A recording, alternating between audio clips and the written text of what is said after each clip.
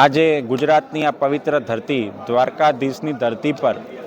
સનાતન ધર્મની સંસ્કૃતિને જાગૃત કરતો ગુજરાત અને રાજસ્થાનના બારોટજી દ્વારા 200 થી 300 બારોટજીઓ ભેગા થઈ અને આ કાર્યક્રમનું આયોજન કરવામાં આવ્યું છે। જગતગુરુ શંકરાચાર્યની વિશેષ ઉપસ્થિતિ આ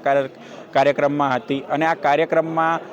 સનાતન ધર્મની સંસ્કૃતિ બૌદ્ધ ધર્મથી જે 2500 વર્ષ જૂની સંસ્કૃતિ ચંદ્રવંશની જે સંસ્કૃતિ છે તેને જાગૃત કરવા માટેનો આ પ્રોગ્રામ બારોટજી દ્વારા કરવામાં આવ્યો હતો।